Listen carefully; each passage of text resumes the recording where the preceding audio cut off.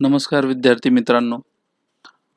आज आपण आपल्या सिलेबसचा रिसर्च मेथोडॉलॉजी या विषयाचा शेवटचा चॅप्टर पाहणार आहोत. Module number 6 outcome of research किंवा त्याला रिसर्च रिपोर्ट असं म्हणतो. तर तुम्ही रिसर्च प्रक्रिया जी अभ्यासली चॅप्टर नंबर 4 मध्ये रिसर्च प्रक्रियेतले 7 टप्पे आहे. त्या 7 टप्प्यांमधला सगळ्यात शेवटचा टप्पा म्हणजे सबमिट अवर थिसिस किंवा तुमचा जो प्रोजेक्ट असेल तो प्रोजेक्ट रिपोर्ट स्वरूपामध्ये सबमिट करणं.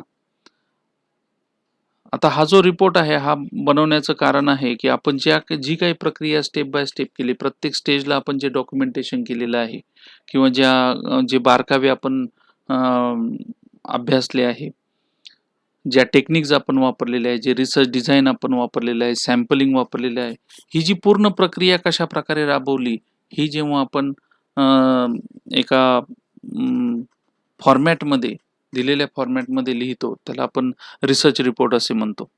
अ report is a detailed description of what has been done and how that has been done with respect to the particular area or topic. याचा फायदा असा आहे की दुसऱ्यांना हा रिसर्च रेफर करण्यासाठी उपयोगी पडतो. बऱ्याच वेळेस तुम्ही देखील तुमचे प्रोजेक्ट जेव्हा सुरू होतात तेव्हा रिसर्च कसा केला जावा, आपल्या इंजिनिअरिंग टेक्नॉलॉजीमध्ये प्रॅक्टिकल बेस जे प्रॉब्लेम्स असतात ते सॉल्व्ह करण्यासाठी ॲप्लाइड रिसर्च तुम्ही जनरली करतात. तर ॲप्लाइड रिसर्चचं स्वरूप कसं असतं, कशा प्रकारे तो रिसर्च अगोदरच्या विद्यार्थ्यांनी केला आहे, हे लायब्ररीमध्ये जाऊन तुम्ही रिसर्च प्रोजेक्ट बघतात. त्या मुलांचे रिसर्च प्रोजेक्ट तुमच्या फायद्याचे असतात. तसे तुम्ही केलेला जो काही रिसर्च आहे तो येणाऱ्या पिढीसाठी किंवा पुढच्या रिसर्चरसाठी उपयोगी व्हावा याच्यासाठी डॉक्युमेंटेशन इज व्हेरी इम्पॉर्टंट. आणि डॉक्युमेंटेशन करत असताना त्यातून अनेक प्रकारची माहिती मिळते की एखादा टॉपिक हा कशा प्रकारे अभ्यासला गेलेला आहे, कोणत्या प्रकारचा डेटा त्यामध्ये कलेक्ट केलेला आहे आणि म्हणून त्या रिपोर्टचं डिटेल स्ट्रक्चर ठरलेलं असतं. त्या स्ट्रक्चरप्रमाणे तो रिपोर्ट लिहिणं गरजेचं आहे आणि म्हणून रिसर्च प्रक्रियेमधला हा अत्यंत महत्त्वाचा पार्ट आहे. आता हा जो रिपोर्ट असतो तो रिपोर्ट अनेक प्रकारचे असतात ते आपण बघणार आहोत. कधी ओरल असतो, कधी रिटन असतो आणि त्यामध्ये आपण प्रेझेंट करतो की आपण एव्हिडन्स सादर करतो की कोणकोणत्या प्रकारे आम्ही रिसर्च केलेला आहे. तर याबद्दलची माहिती पाहताना आपण need and purpose of research report याची आवश्यकता का आहे अशा प्रकारचा रिपोर्ट बनवणं, तर मी आत्ताच तुम्हाला त्या गोष्टी थोडक्यात सांगितल्या. It helps to communicate to the interested person the methodology and the result of the study. येणारे जे रिसर्चर असतात त्यांना आपण कोणत्या प्रकारची मेथोडॉलॉजी वापरलेली आहे, कारण प्रत्येक वेगवेगळ्या रिसर्चमध्ये वेगवेगळ्या प्रकारचे, जर तुम्ही अप्लाइड रिसर्च करत असाल तर त्याची मेथोडॉलॉजी वेगळी आहे, तुम्ही डिस्क्रिप्टिव्ह रिसर्च करत असाल तर त्याची मेथोडॉलॉजी वेगळी आहे आणि म्हणून प्रत्येक वेळेस आपण कोणत्या प्रकारची मेथोडॉलॉजी वापरलेली आहे आपण आपला टॉपिक सॉल्व्ह करण्यासाठी किंवा आपला प्रॉब्लेम सॉल्व्ह करण्यासाठी किंवा आपलं व्हेरिएबलचं रिलेशन चेक करण्यासाठी, तर ते मेथोडॉलॉजी समोरच्या रिसर्चरला कळावी की ज्याचा आपल्या रिसर्चमध्ये इंटरेस्ट आहे, आपल्या टॉपिकमध्ये इंटरेस्ट आहे, त्याला कळावं यासाठी आपण रिसर्च रिपोर्ट तयार करत असतो. दुसरा पॉइंट आहे, it serves as a means of presenting the problem studied, methods, techniques used for collecting and analysing data, finding conclusions and recommendations in an organized manner. Thus, it helps to evaluate the researcher's ability and competency to research.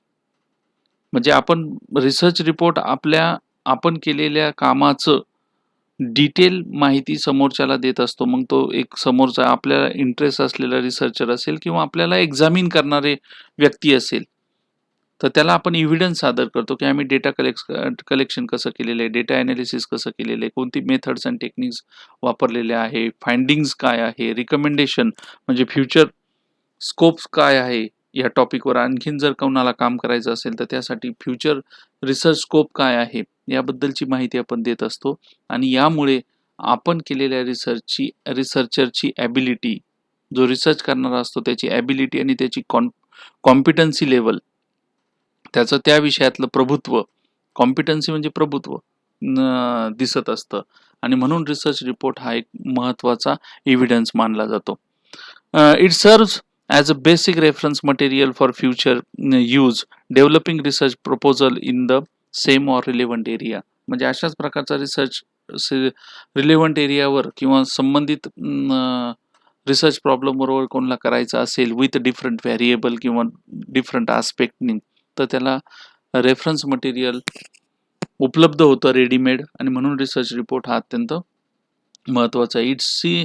It serves as a means of judging the quality of the completed research product. बऱ्याच वेळेस आपला research report submit केल्यानंतर त्याच्यावर आपल्याला viva होते, आणि व्हायवामध्ये जो examiner असतो, इंटरनल आणि एक्सटर्नल एक्झामिनर, तो आपल्याला विविध प्रकारचे प्रश्न विचारतो, आणि त्या प्रश्नांचं रिफ्लेक्शन त्या प्रोजेक्ट रिपोर्टमध्ये झालेलं आहे का किंवा रिसर्च रिपोर्टमध्ये आहे का, याचं जजमेंट तो करत असतो, आणि त्या पद्धतीने आपल्या रिसर्चची क्वालिटी काय आहे हे त्याला समजते. प्रत्येक प्रश्न विचारला जाऊ शकत नाही, म्हणून रिसर्च रिपोर्टमधून सुद्धा काही गोष्टी त्यांना कळत असतात की कोणत्या प्रकारे हा रिसर्च प्रक्रिया राबवली गेलेली आहे.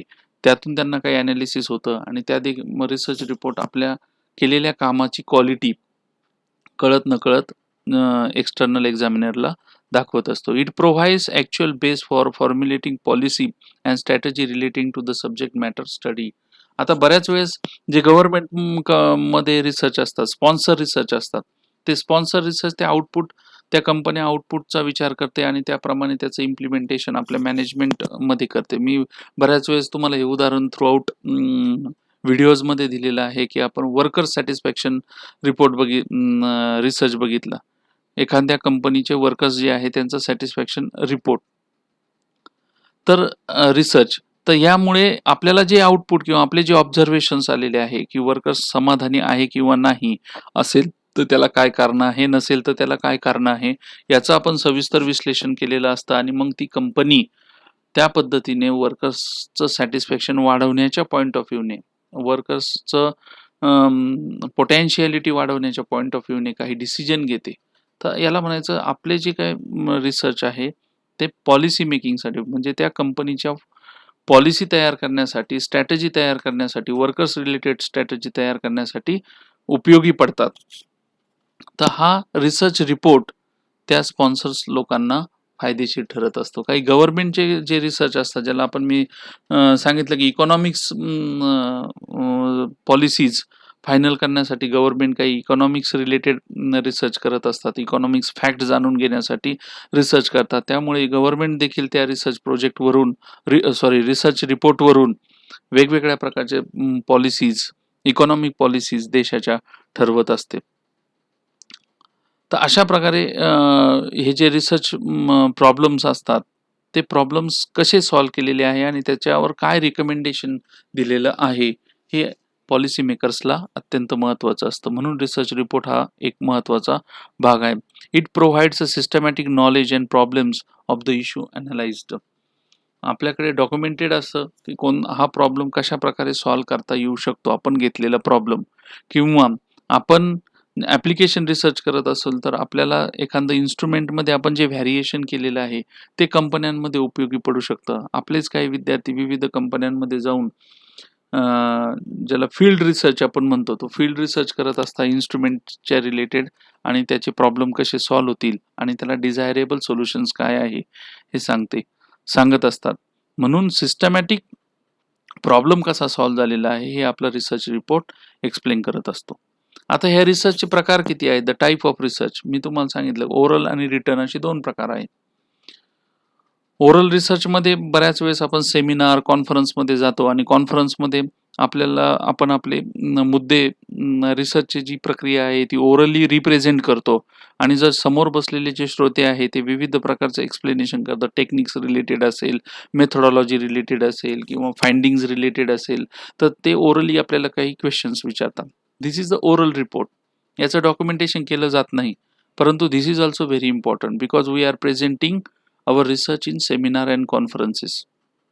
रिटर्न रिपोर्ट हे अनेक प्रकारचे असे 6 प्रकारचे रिटर्न रिपोर्ट्स असतात. त्याचे उद्देश वेगवेगळे आहे. मेजर आहे टेक्निकल रिपोर्ट, जो तुमचा प्रोजेक्ट रिपोर्ट असतो तो, किंवा थेसिस, PhD साठी जो थेसिस सबमिट केला जातो तो आहे. आता ह्या थेसिसमध्ये काय केलेलं असतं, आपण थेसिसचं एक एक्झाम्पल पण पाहणार आहोत. या थेसिसमध्ये रिसर्च प्रक्रिया ही डिटेलमध्ये चॅप्टर टू चॅप्टर आपण एक्सप्लेन केलेली असते. Comprehensive full report of the research process.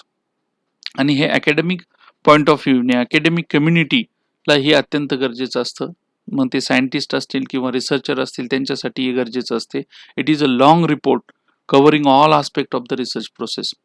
आपण 7 प्रकारचे लेवल्स बघितलेले आहे रिसर्च प्रक्रियेच्या. त्या 7ही प्रक्रिया आपण डिटेलमध्ये एक्सप्लेन केलेल्या असतात थिसिसमध्ये, ह्या रिपोर्टमध्ये.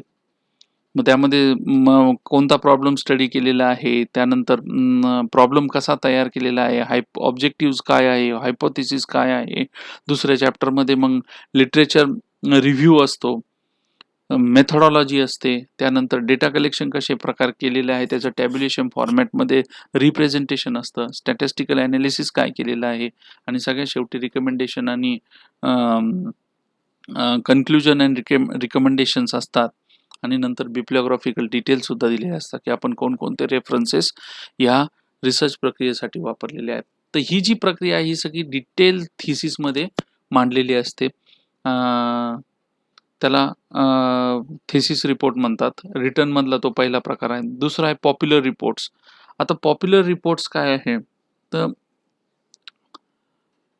जे एक्झिक्युटिव्ह किंवा जनरली स्पॉन्सर रिसर्चमध्ये आपल्याला पॉप्युलर रिपोर्ट्स बनवावे लागतात. जे एक्झिक्युटिव्ह असतात किंवा ॲडमिनिस्ट्रेटर असतात त्यांना तुमच्या डिटेल प्रक्रियेशी काही संबंध नसतो. त्यांना मेथॉडॉलॉजिकल डिटेल किंवा थेरॉटिकल डिटेल या संबंधी नाही, तर आउटपुट काय आहे आणि रिकमेंडेशन्स काय आहे यामध्ये जास्त इंटरेस्ट असतो. त्याला म्हणायचं popular reports. This type of reports is designed for the audience of the executive or administrators and other non-technical users. The reader is less concerned with the methodological details, but more interested in studying quickly a major finding and conclusion. हे generally sponsor research असतात आणि त्यांना त्या कंपन्यांना किंवा त्या ॲडमिनिस्ट्रेटेड स्टेटरला किंवा त्या नॉन टेक्निकल पर्सनला फक्त इंटरेस्ट कशात असतो की तुमच्या आलेल्या त्या प्रॉब्लेमचे आलेले फाइंडिंग्स आणि त्याचं कन्क्लुजन तुम्ही कसं मांडलेलं आहे त्याबद्दल त्यांना माहिती घेणं आवश्यक असतं. आणि म्हणून अशा प्रकारचे रिसर्च अतिशय इंटरेस्टिंग पद्धतीने तयार केले जातात. इंटरेस्टिंग, सिंपल अँड लुसिड पद्धतीने ते तयार केले जातात. It must avoid all technical jargons. म्हणजे तुमचे जे काही टेक्निकल वर्ड्स असतात किंवा टेक्निकल लँग्वेजमध्ये जी काय मांडणी केलेली असते ती पूर्णपणे यामध्ये नसते. लोकल लँग्वेजमध्ये, सिम्प्लिफाय लँग्वेजमध्ये प्रिसाइजली आपण हे रिपोर्ट तयार केलेले असतात. याच्यामध्ये जनरली हेडलाईन्स, अंडरलाइनिंग, पिक्चर्स आणि ग्राफ्स यांचा वापर मोठ्या प्रमाणात केला जातो. तर this is the second type of written report, that is popular report. तिसरा आहे इंटरिम रिपोर्ट. इंटरिम रिपोर्ट जे असतात त्याच्यामध्ये बऱ्याच वेळेस काय होतं की जेव्हा आपण पहिल्या वेळेस डेटा कलेक्शन करतो आणि डेटा ॲनालिसिस करायला बराच वेळ लागतो, त्यानंतर डेटा रिप्रेझेंट करायला बराच वेळ लागतो. त्यामुळे जो काय प्रोजेक्ट आहे तो स्पॉन्सर प्रोजेक्ट असतो आणि तो स्पॉन्सर प्रोजेक्टमध्ये जी कंपनी असते जी आपल्याला स्पॉन्सर करते किंवा जी एजन्सी असते जी आपल्याला स्पॉन्सर करते त्यांना त्या रिसर्चचं सिग्निफिकन्स काय आहे किंवा त्याच्यामध्ये आता युजफुलनेस आहे का, की त्यातलं महत्त्व आता निघून गेलेलं आहे काळाच्या ओघामध्ये, तर हे चेक करणं गरजेचं असतं. मग त्या अशा गोष्टी आपल्याला पटवून देण्यासाठी की आपलं रिसर्च हा व्हॅलिड आहे, हा रिसर्च आजही तितका महत्त्वाचा आहे, युजफुल आहे, तर हे चेक सांगण्यासाठी आपण त्याचे फर्स्ट रिझल्ट ॲनालिसिस जेवढं आपलं कम्प्लिशन झालेलं आहे, ॲनालिसिस झालेलं आहे त्याचा एक रिपोर्ट आपण तयार करतो आणि तो रिपोर्ट आपण पाठवतो की जेवढं ॲनालिसिस, ज्या आस्पेक्ट रिसर्चमधल्या ज्या आस्पेक्टचं ॲनालिसिस कंप्लीट झालेलं आहे त्या आस्पेक्टचं आपण प्रेझेंटेशन रिटर्न फॉर्मॅटमध्ये जेव्हा आपल्या स्पॉन्सर एजन्सीला करतो त्याला म्हणायचं इंटरिम रिपोर्ट. हा जो इंटरिम रिपोर्ट असतो त्याच्यावरून तो स्पॉन्सर ठरवतो की आपण जो प्रोजेक्ट हाती घेतलेला आहे त्याचं सिग्निफिकन्स आहे की नाही, तो त्यांच्यासाठी तो उपयोगी आहे की नाही, त्याप्रमाणे ते पुढील ॲक्शन घेत असतात. याला म्हणायचं इंटरिम रिपोर्ट्स. समरी रिपोर्ट्स हा जनरल पब्लिकसाठी असतो आणि तो नैसर्गिक भाषेमध्ये, म्हणजे ज्याला आपण टेक्नॉलॉजिकल लँग्वेजमध्ये नाही तर सिंपल लँग्वेजमध्ये, नॅचरल लँग्वेजमध्ये लिहिलेला असतो. हा 2 ते 3 पानाचा समरी रिपोर्ट असतो. सगळ्यात महत्त्वाचा हा रिपोर्ट सायटेशनसाठी देखील वापरला जातो आणि याच्यामध्ये स्टडीचे ऑब्जेक्टिव्हज काय आहे, फाइंडिंग्ज काय आलेले आहे आणि कोणत्या प्रकारचे इम्प्लिकेशन्स आहे, एवढंच फक्त ब्रीफली मांडलेलं असतं. त्याला समरी रिपोर्ट म्हणतात. त्यानंतर रिसर्च ॲब्स्ट्रॅक्ट हा टेक्निकल लँग्वेजमध्ये असतो. Generally web of science, Scopus याच्यामध्ये आपल्याला पाहायला मिळतं, की आपण जे आर्टिकल प्रकाशित करतो त्याचे ॲब्स्ट्रॅक्ट तिथं दिसत असतात. आपण लिटरेचर सर्व्हेसाठी हे सायटेशन डेटाबेस वापरतो. अगोदर आपण बघितलेलं आहे. एक्सटेन्सिव्ह लिटरेचर सर्व्हे हा या पॉईंटमध्ये आपण एक्सप्लेन केलेलं आहे रिसर्च प्रक्रियेमध्ये, की एक्सटेन्सिव्ह लिटरेचर सर्व्हे करत असताना आपण विविध सायटेशन डेटाबेस वापरतो. त्यामध्ये वेब ऑफ सायन्स हा सायटेशन डेटाबेस आहे, स्कोपस हा सायटेशन डेटाबेस आहे, केमिकल ॲब्स्ट्रॅक्ट्स नावाचा सायटेशन डेटा आहे, सायन्स सायटेशन डेटाबेस आहे. तर हे जे डेटाबेस आहे याच्यामध्ये हे रिसर्च ॲब्स्ट्रॅक्ट्स वापरले जातात, की जे टेक्निकल लँग्वेजमध्ये असतात आणि ज्याच्यामध्ये त्याचा प्रॉब्लेम कोणता स्टडी केलेला आहे, मेथड कोणती वापरलेली आहे आणि त्याचं आउटपुट काय आहे, हे थोडक्यामध्ये मांडलेलं असतं. त्याला म्हणायचं रिसर्च ॲब्स्ट्रॅक्ट. बऱ्याचशा थिसिसमध्ये सुरुवातीला सुद्धा रिसर्च ॲब्स्ट्रॅक्ट लिहिण्याची पद्धत आहे. रिसर्च आर्टिकल हे आपण जर्नलमध्ये जे काही प्रकाशित करतो, वेगवेगळ्या प्रकारचे जे काही जर्नल आहे, प्रोफेशनल जर्नल्स, आपल्या विषयाशी डिव्होटेड जे जर्नल्स असतात, त्या जर्नलमध्ये जेव्हा आपल्याला आर्टिकल प्रकाशित करायचं असतं, त्यावेळेस आपण रिसर्च आर्टिकल फॉर्मॅट वापरतो. तुम्ही अनेक प्रकारचे रिसर्च आर्टिकल वाचले असाल. त्याचा एक विशिष्ट प्रकारचा फॉर्मॅट असतो. म्हणजे जनरली टायटल असतं, नंतर ऑथर डिटेल असतात, नंतर ॲब्स्ट्रॅक्ट असतो, इंट्रोडक्शन असतं, मेथोडॉलॉजी असते, ॲनालिसिस अँड इंटरप्रिटेशन असतं आणि नंतर कन्क्लुजन असतं आणि शेवटी बिब्लिओग्राफी असते. तर अशा प्रकारे रिसर्च आर्टिकल फॉर्मॅटमध्ये 10 ते 12 पानी किंवा 15 पानी अशा 15 पानापर्यंत अशा प्रकारे रिसर्च आर्टिकल जनरली वापरलेलं असतं. तर हे रिसर्च आर्टिकल जर्नलमध्ये प्रकाशित होत असतं. That is also written one type of written report. आता steps or stages involving reports हे ऑलरेडी आपण एक उदाहरण प्रत्यक्षात पाहणार आहोत. त्याच्यामध्ये आपण बघणार आहोत की हे स्टेप्स कसे आहे. त्यामुळे इथे हे मी स्किप करत आहे. एक एक्झाम्पल घेऊन एक PhD थिसिस प्रत्यक्ष दाखवून मी तुम्हाला याबद्दलची सविस्तर माहिती सांगेल. इथे आपण थांबूया आणि पुढील जो मुद्दा आहे तो नेक्स्ट व्हिडिओमध्ये आपण घेणार आहोत. Thank you.